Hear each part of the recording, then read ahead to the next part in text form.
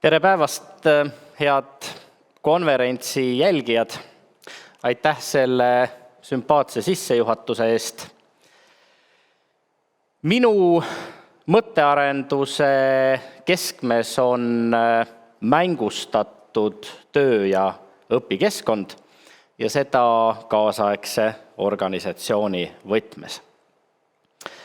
Ma tahaksin teiega ennekõike rääkida mängustamisest 3 tasandil.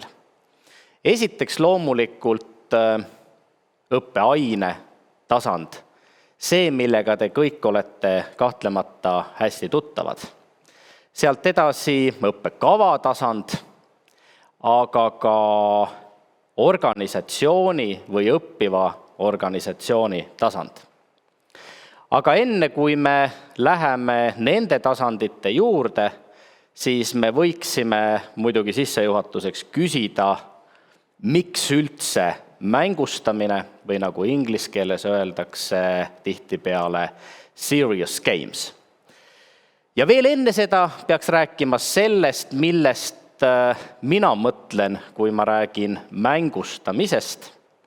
Ma pean eelkõige silmas sellist meelelahutuslikku loomuga keskkonda, mille eesmärgiks on luua võimalusi, tõhusaid ja tulemuslikke võimalusi selleks, et sünniks õppimise ime. Ehk loomulikult kõige lihtsam vastus küsimusele, miks mängustamine on see, et mängustamine on hariduses tõhus ning tulemuslik. Me peame siiski alustama ühiskondlikust kontekstist, milles asub nii kool õppiva organisatsioonina, õppekava kui ka õppeaine.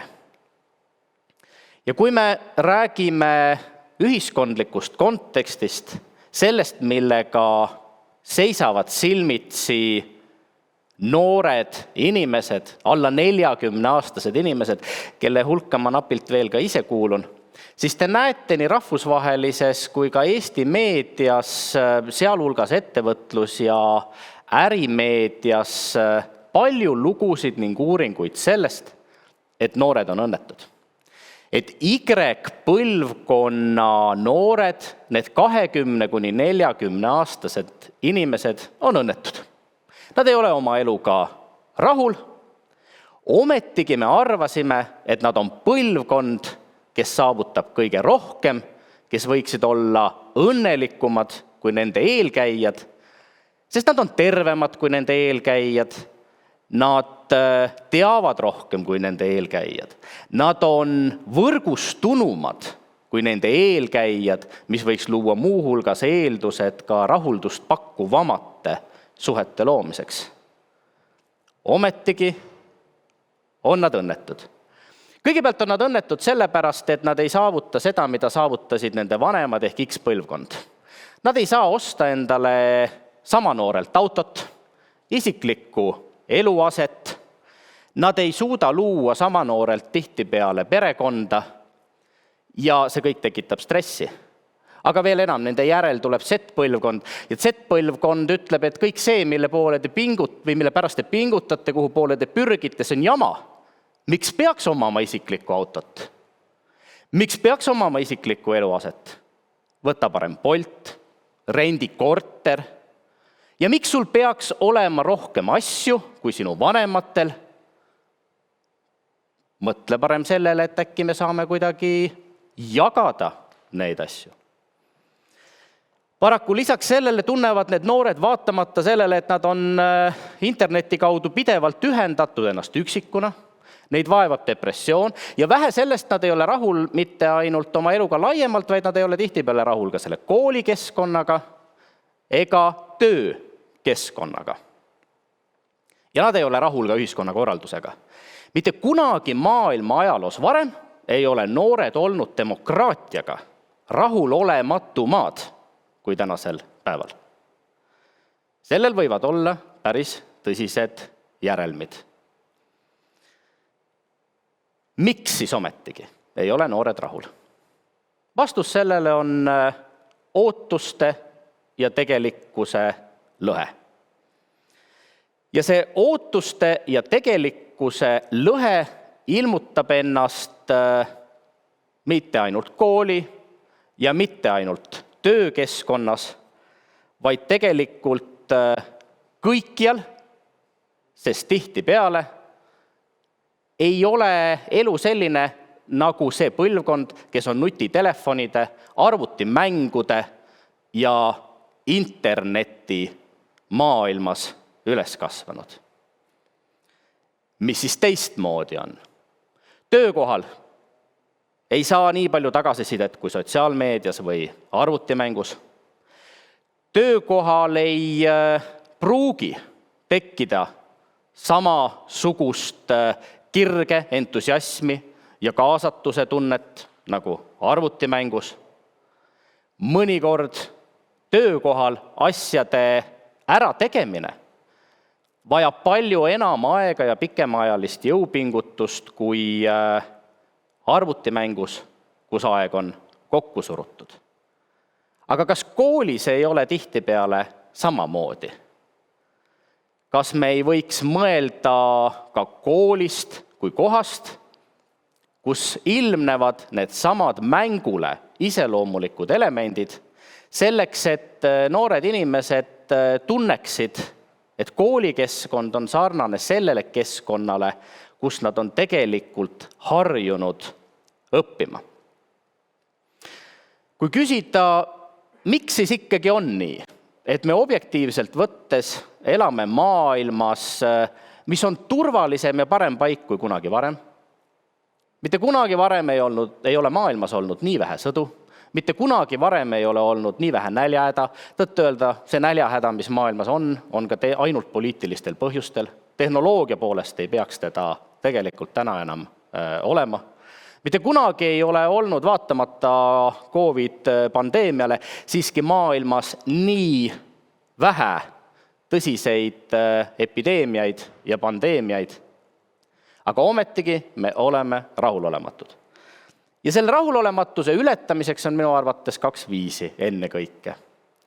Nendest esimene on just nimelt oma koha leidmine ja järjepidev otsimine ja teiseks säilenõtkuse arendamine.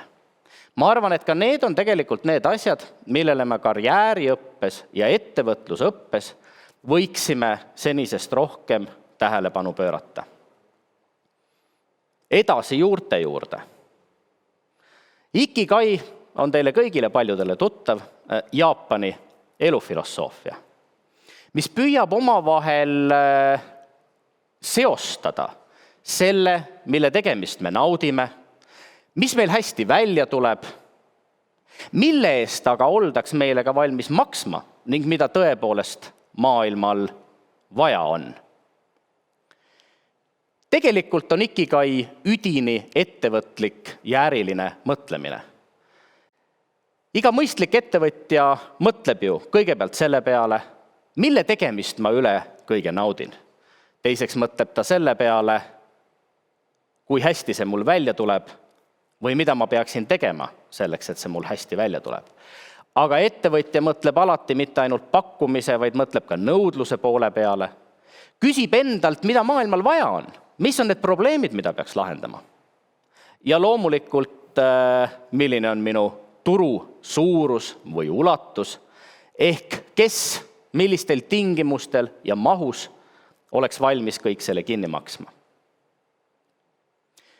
Me võiksime mõelda ju ikigaist ka ettevõtte või kooli kontekstis. Me võiks mõelda ja küsida näiteks oma kooli kohta neid samu küsimusi. Mis on see, mille tegemist minu koolis, minu koolipere üle kõige armastab? Me kindlasti peaks küsima, milles see kool on väga hea. Aga ka kooli puhul me peaksime küsima, miks teda vaja on. Ja siinkohal ma ei pea silmas selliseid üldsõnalisi või trafaretseid vastuseid, et haridus on oluline ja meie anname haridust ja seepärast on meie kool oluline. Vaid küsime ikkagi veidi täpsemalt. Küsime, miks just täna, siin ja praegu, selles kogukonnas ja ajahetkes on minu kool vajalik. Kuidas me väärtust loome? Mis on meie eksistentsi õigustus ja olemasolu tähendus? Ja loomulikult võiks ju küsida vahel ka koolipidaja käest. Miks teie seda kooli finantseerite? Võiks küsida lapsevanemate käest, miks te soovite, et teie lapsed just selles koolis käivad. Aga siit loomulikult saate te ju minna edasi ja küsida oma õppekava või õppeaine kohta neid samu küsimusi.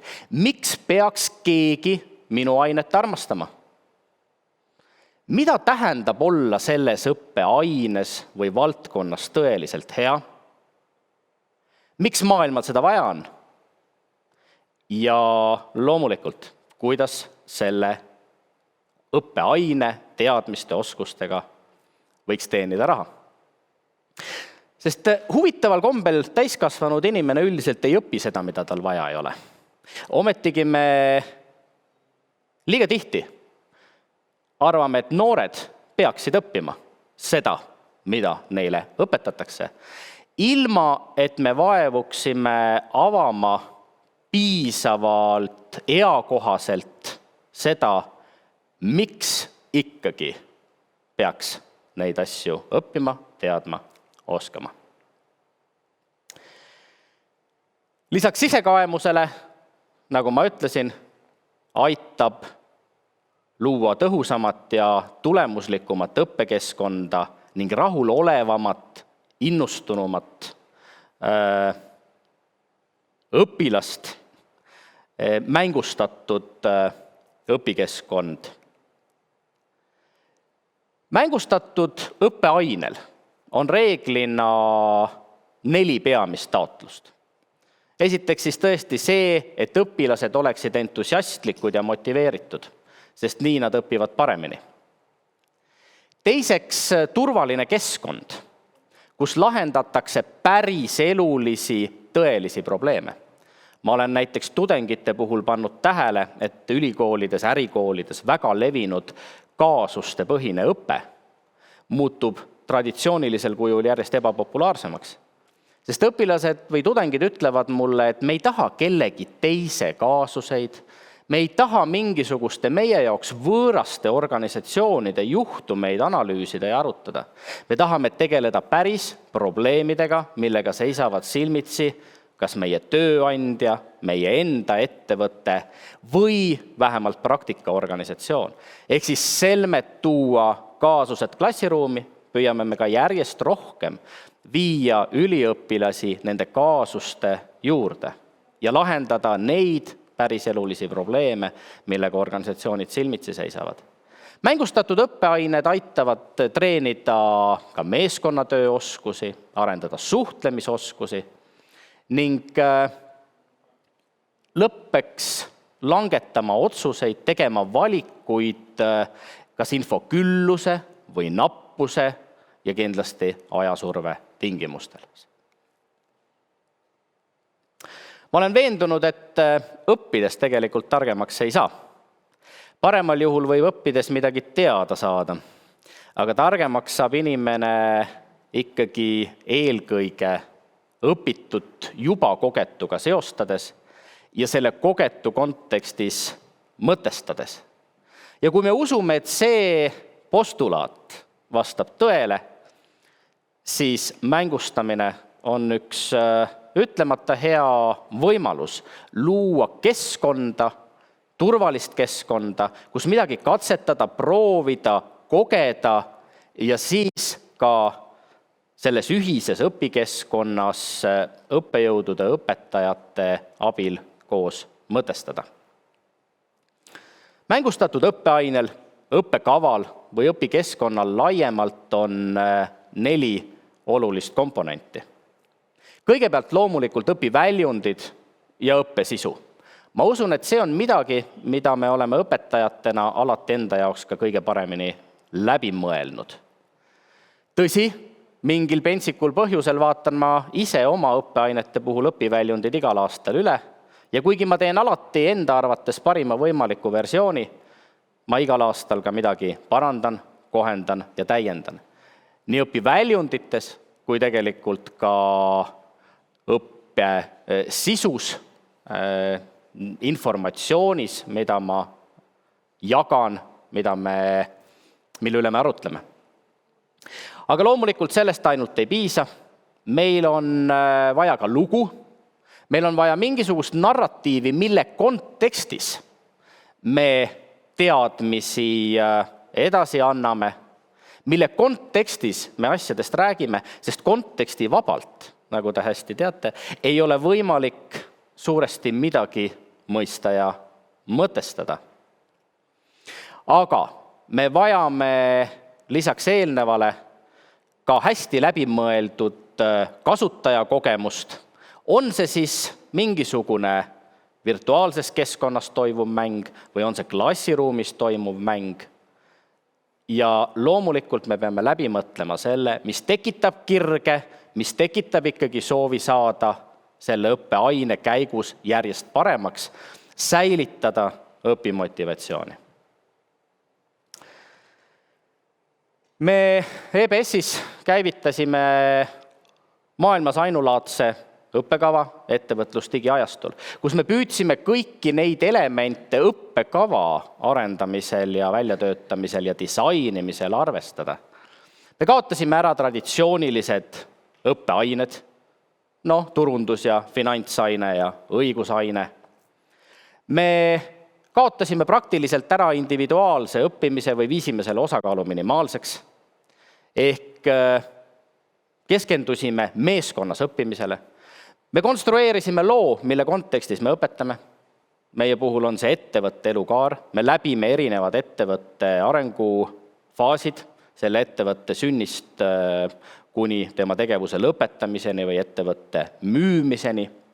Ja see võimaldab meil tegelikult igalt semestril, millel on mingi katuspealkiri, näiteks kiire kasvufaas, rääkida interdistsiplinaarselt turundusest, finantsidest, õigusest selle konkreetse situatsiooni kontekstis ja selle konkreetse ettevõtte kontekstis, mida tudengid oma meeskonnas arendavad.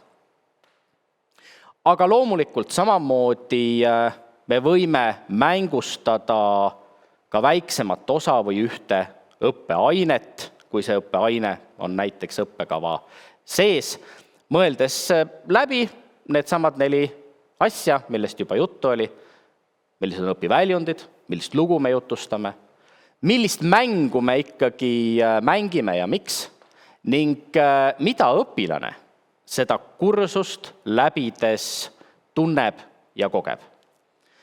Ja minu jaoks oli see umbes 10 aasta eest väga suur ja oluline avastus, kui ühe Babsoni ja Harvardi emeriitprofessori meistriklassis käskis ta mul mõelda mitte millegi muu peale kui selle peale, kuidas tudeng ennast minu ainet läbides tunneb.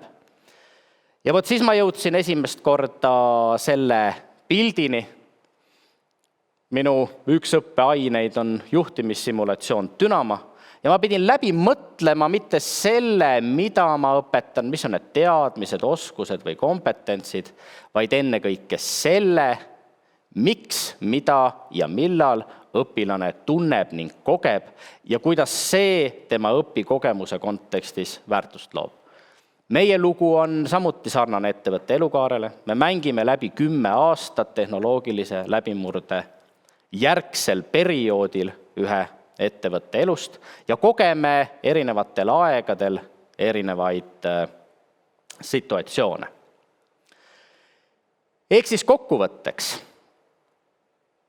Mängustatud keskkonnas on 3 olulist keskset parameetrit, millest tuleneb kõik ülejäänu.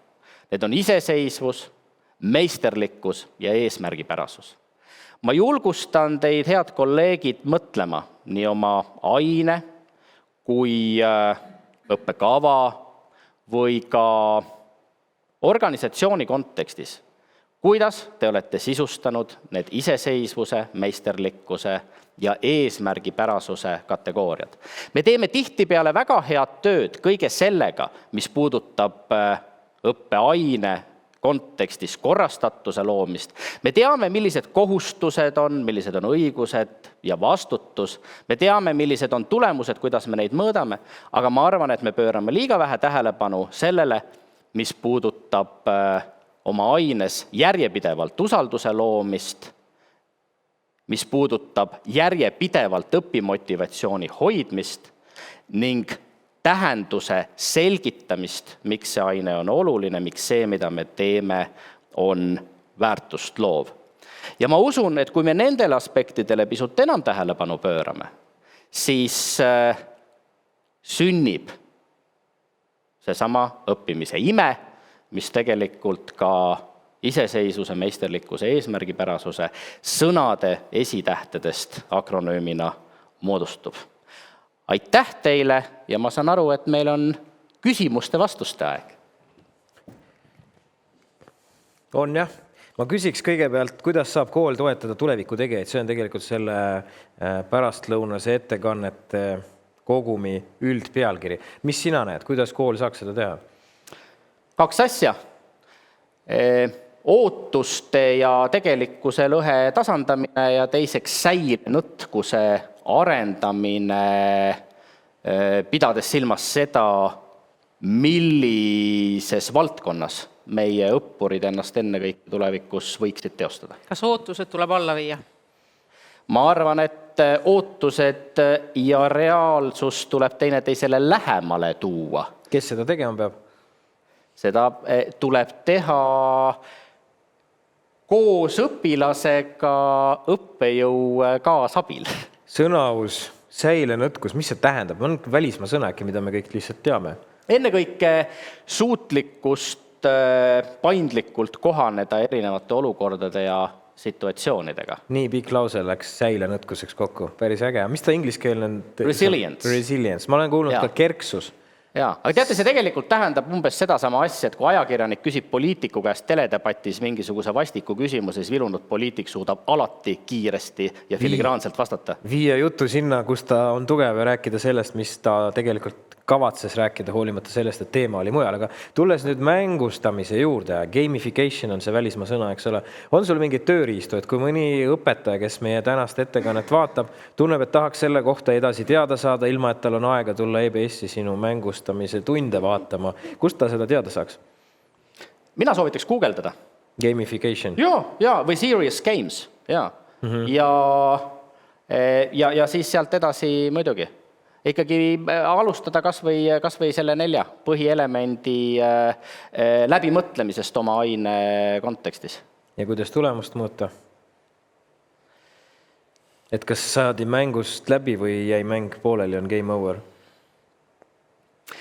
Ma arvan, et tulemust on mõõta võimalik nende mängustatud lahenduste puhul ikkagi läbi mõne aja pärast tudengitelt saadud tagasiside. Ehk siis minu lootus on see, et kui nad näiteks ettevõtlussimulaatorilt läbi käivad, siis nad päriselus teevad ühelt poolt vähem vigu ja teiselt poolt nendel vigadel on mitte nii dramaatilised tagajärjed. Aga võrrelnud oled nendega, kes ei ole sellise metoodika järgi õppinud? Kas on inimestel kuidagi erinevus ka? Ühed õppisid siis nii-öelda faktid, tagajärjed, tuupimine meetodil ja teised mängisid asja oma kogemuste pealt läbi? Neid uuringuid on maailmas üksjagu palju tehtud, jah. Ja õppurid ise, ja tõsi ka minu aine puhul ja meie majas, ütlevad, et nad õppisid niimoodi rohkem, tõhusamalt ja said paremini aru, kuidas erinevaid mudeleid või teadmisi elulises kontekstis rakendada. Kui palju noored toovad oma kaasusi tundi ja tahavad neid koos teistega läbi mängida? Erinevatel õppeastmetel erinevalt, sest ka kogemus on erinev. Aga ja seetõttu bakalaureuse programmides vähem, magistriõppes rohkem, tippjuhtide executive MBA programmis kõige rohkem. ja kui me räägime sellest, et ärge tooge meile võõraid juhtumeid, siis tippjuhid on selles suhtes kõige kriitilisemad. Mul on minu ettevõte, minu väljakutsed, minu asi ajada, tegeleme sellega. Mängust ja mängustamisest tuleb muidugi vahet teha. Kas sinu õpilased praeguseks juba on kõik see nii-öelda videomängude, arvutimängude põlvkond, et nad reaalselt on ju päris palju otsustamist mänguolukorras harjutanud, et nad ei karda nii kõvasti valesid otsuseid teha. Võrreldes võib-olla nende ajastutega, kui videomängud olid alles 4 ruudukese mööda ekraani ringi ajamine? Ma tegelikult seda püüdsin ka väita, et meil ei ole mõtet kulutada liiga palju aega õppurite harjumuste muutmisele. Me peaks pigem minema ise õpetajatena paar sammu nende suunas ja muutma ka oma õppeained mängustattumaks, siis see on see, kuidas noored inimesed on harjunud õppima, uusi oskusi omandama.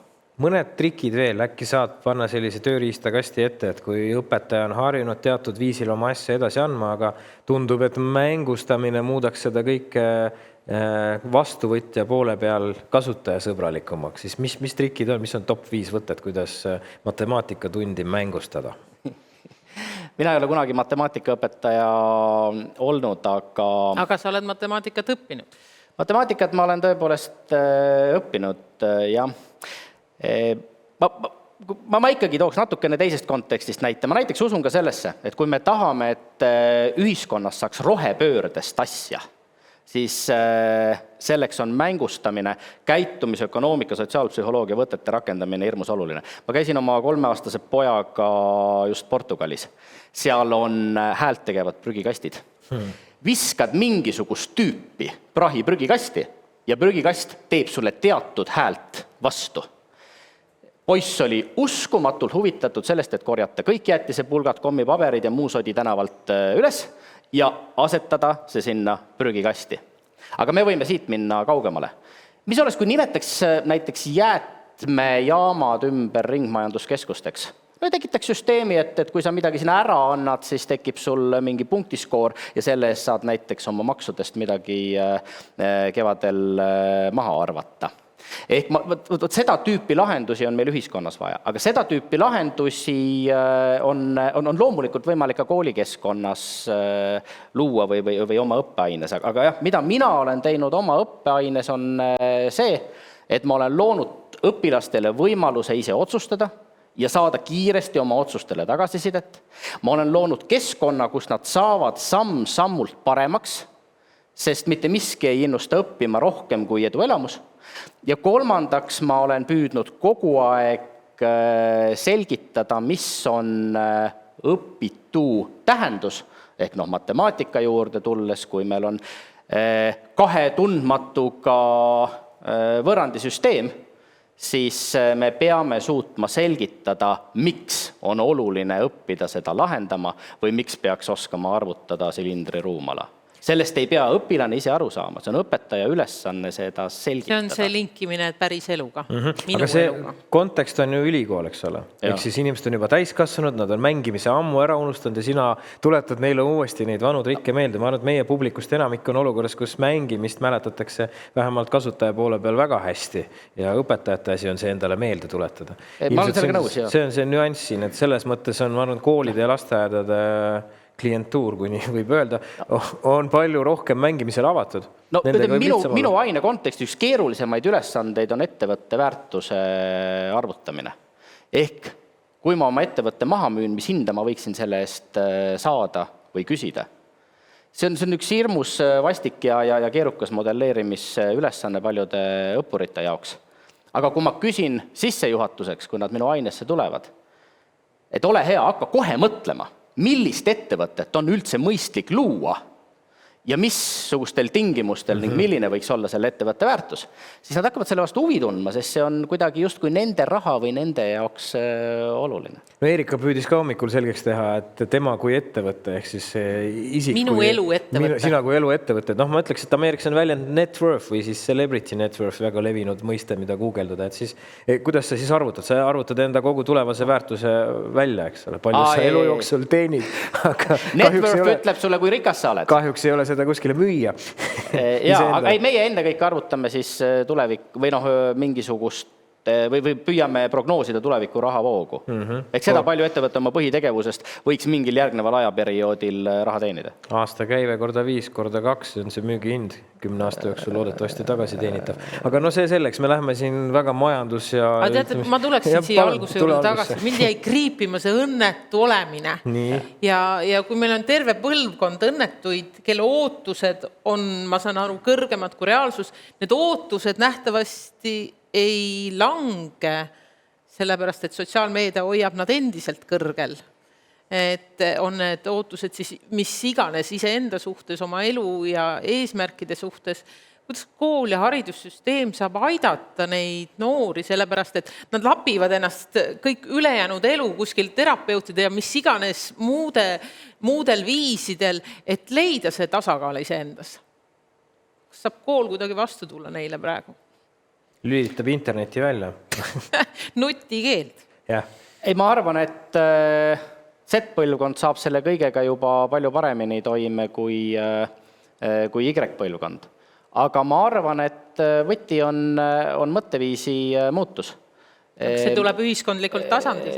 Jaa, loomulikult, jaa. X-põlvkond suuresti elas selleks, et töötada. Z-põlvkond töötab selleks, et elada head ja rahuldust pakkuvat elu. Y seal vahel ei ole veel suutnud enda jaoks selgeks mõelda, kumba pidi need asjad on. Aga kui me vaatame, kuhu suunas maailm läheb, siis sellele globaalse neoliberalismi kriisile on lõpuks ainult 2 vastust. Radikalism ja populism või sotsialism. Huvitav, kumb tuleb. Ehk siis beebibuumerid pensionile ei saa. Aitäh, Anto Liivat, EBS-i lektor.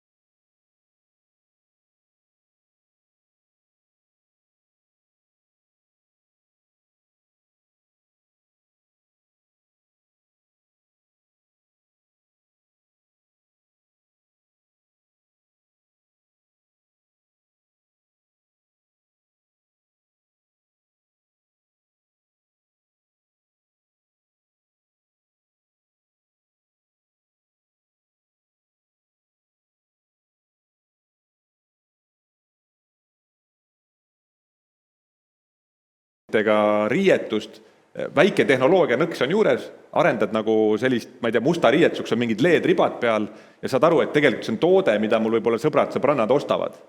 Ja siis seal, ma mõtlen, loodan, et sa ei mõelnud nagu, kuidas täiskasvanud inimesed leiavad, et kuidas nagu õpilast või mõtlesid täiskasvanud? Ei mõlemad, ega õpetajad on selles olukorras samasuguses õppivas rollis nagu õpilased. Jah, et mul hea näide kodust ka, mul vanemad lapsed käivad 6. klassis ja tütar juba praegu tegelikult müüb mingisuguseid disaine, ta tegi seal klassiõdede ja piltidest mingisugused avatarid, seal iPadiga joonistas 5 euroga, mis ta neid müüb. Ja siis ta mõtles, et kuule, et aga need võiks ju kuidagi särgi peale teha. Ja nad praegu proovivad pojaga koos teha nendest disainidest mingisugused särgid, juba tegid seal mingisuguse logo ja asja. Ja see on jällegi seostamine selle päris eluga, et kuule, et sul on võimalus iPadist praegu midagi disainida, sul tundub, et klassiõed juba praegu ostaksid seda, tehke see üks särk valmis, mine proovi neile maha müüa ja siis mõtleme nagu edasi, et sellised ideed peavad olema seotud enda huvide vajadustega, sellepärast ma ei soovitagi koolis vaadata nagu mingit turul eksisteerivat vajadust. Et ma ei tea, et siin peaks mingid, siin saaks kinnisvara müüa või ma ei tea, siin saaks mingit remondifirmat teha, vaid mõtle, mis sind nagu päriselt huvitab. Ja selle ümber nagu siis ehitada. Aga mida sa siis õigesti oled teinud, et su 6. klassis olev tütar teeb praegu selliseid asju? et ta näeb seal raha vedelemas. Mina olen selle valdkonna tõesti nagu fänn ka ja me kodus arutame selliseid asju. Et ta on vestlusringides sees. Et lõpuks algab kodust ja teine asi sellised tõesti, kui see Unicorn Squad üle Eesti juba käivad. Sul on seal peab olema vähemalt 8 tüdrukut. Et selline squad kokku panna, jah. Ja siis räägitakse, et siin on nagu sellised reaalsed tooted, mida me saamegi arendada ja selle vastu tekib see sisemine, eks on sisemine ja välimine motivatsioon. Suudad sisemise motivatsiooni tekitada, on kõik võimalik. Välimine on see auhinnad, karistused ja staat, see on lühiajaline. See on see, mida me oleme rääkinud, kel janusel jalad. Just. Kui on minu janu, siis ma otsin selle joogiga, kui sul on kogu aeg janus, ma võib-olla ei viitsi ühel hetkel. Nii, et sellist võluautorit ei ole nagu Kiyosaki, kes kõigis rikkaks saamise janu tekitab? On väga konkreetsed autorid, keda võiks soovitada, aga need ei ole kuigi lihtsad. No aga soovita. Õpetajad ikka lugeda armastavad. Praegu näiteks tuli välja just hiljuti Äripäeva kirjastusel vist Osterwalderi teine raamat on äriideede testimine. Et see on kindlasti näitab, kuidas on mingid ideed, kuidas seda võiks testida. See avab nagu väga palju sellist teine raamat, mida sellise idumaailm või ütleme lean thinkingu puhul alati esimesena soovitatakse, on siis Eric Ries'i The Lean Startup. Eesti keeles on see vist nutikas idufirma. Et see ei ole ainult idufirmast, vaid ta räägib sellest mõtteviisist, kuidas ühte toodet väga lihtsalt, see on see MVP, minimaalselt elujõuline toode, mille suudab igaüks valmis ehitada, kuidas selle kaudu nagu toodet edasi arendada. Ja need on näiteks 2 esimest, mis päev. Ma täiendan su nimekirja, minu soovitus on 4-tunnine töönädal. See on ka, mul ei tule autori nimi praegu pähe. Kuidas öeldi, et see on raamat Joe Bideni elust?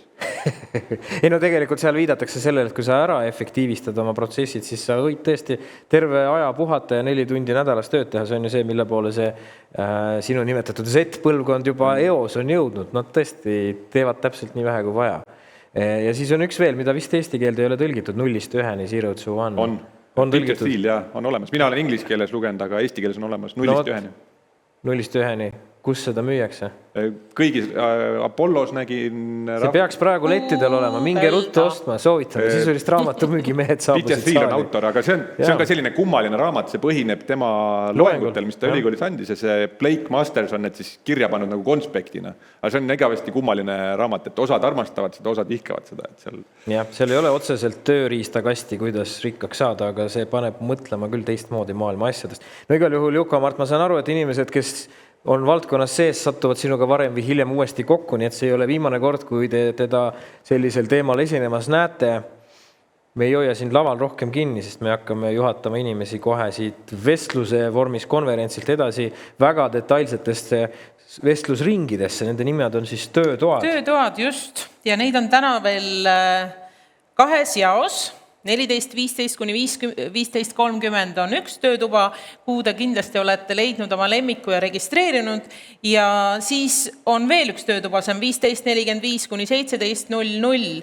Ja rõhutan, et te kindlasti sinna läheksite sellepärast, et töötubade juhid on ette valmistanud, ootavad teid ja ma usun, et te saate sealt põnevat, kui sa seda ise tahad. Kes veel ei suutnud otsustada, ma kohe kannan teile ette, mis teemadel need töötoad on. Mina leian hetkel siit workshopist, et umbes 7 töötuba. Esimene, kuidas mahutada kooli ettevõtlikkuse, ettevõtlus ja karjääriõpe, koolijuhilt koolijuhile praktikad ja töötuba juhib Alo Savi, Põlva gümnaasiumi ja Uue Tallinna Tõnismäe riigigümnaasiumi juht. Teine töötuba, rahatark õpetaja, veab seda Liisi Kirš, Rahandusministeeriumi rahatarkuse koordinaator. Kolmas töötuba, Euroguidance presents how do schools in Ireland support the future of learners. See on National Center for Guidance in Education. Jennifer McKenzie juhib seda, ma saan aru, et see on võõrkeelne, nii et kes inglise keeles vajab veel järeleaitamistunde, minge kuulake, kuidas nad räägivad. Palju pärast seda töötuba räägite poole paremini. 4. töötuba, ettevõtlusõppe läbiviimise võimalused ja materjalid 3. ja 4. kooliastmele. Mart Kimmel, Rääma põhikooli ettevõtlusõpetaja, edu ja tegu haridustehnoloog. Nii, ja paralleelselt, mis seal veel on 5, 6, 7? Siis meil on ettevõtlus- ja karjääriõppe, ettevõtlusõppe rakendamine vene õppekeelega koolis ja antud töötuba toimub ka vene keeles ja juhib seda töötuba Arno Kaseniit, Sillamäe gümnaasiumi direktor. Ja 6. töötuba tuleviku tegijaks kutsekoolis Katrin Kivisild ja Virve Kinkar. Katrin Kivisild, meie programmi juht, ja Virve Kinkar, kes on väga aktiivne karjääriõppe edendaja just kutsekoolides, siis nemad mõlemad on meil Haridus- ja Noorteametist ja seal töötoas on vahva olla. Ja 1 töötuba veel. Kuidas panna tehnoloogia tööle ennast juhtiva õppija arengu toetamiseks ja selle teeb Triin Noorkõiv. Jah, see on ju sisuliselt inimesed, kes teevadki sellist juba siis iduettevõtet ja selle funktsiooniks, nagu ma aru saan, ongi kuidagi personalijuhtimise ja juhi ja töötaja omavahelise nii-öelda syngi ja lingi paremas koos töös hoidmine, aga eks te küsige seal töötoas ise täpsemalt järgi, millega Clanbeat tegeleb. Siin on vist see hetk, kus me jätame nüüd 5 minutit inimestele töötubadesse jalutamiseks ja tõmbame Eerikaga vaikselt jutupunktid kokku. Mis me siis järeldame? 80% inimesi ühiskonnas teeb seda, mida 20% aktiviste neile ütleb, et võiks teha ja lõpuks need 20% aktiviste avastavad, et ega kui keegi muu ei tee, siis tuleb ikka ise ära teha. Vahet ei ole, mida me siin teeme, kas kasvatame ube või õpilasi, ikkagi Pareto reegel kipub kehtima. Ma tahan loota, et see vahekord muutub.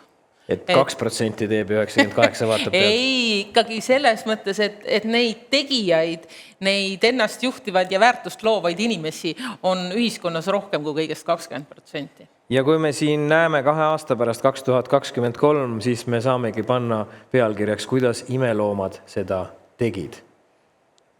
Mis see seekordne pealkiri oligi? Ennast juhtiv väärtust loov noor ei olegi imeloom vol 2. 3. kord, kui kohtume, on pealkiri imeloomad näitavad meile, kuidas nad seda tegid. See on minu tellimus siis 2 lähemaks aastaks. Edu ja tegu teiega ja meiega. Tegutseme edasi.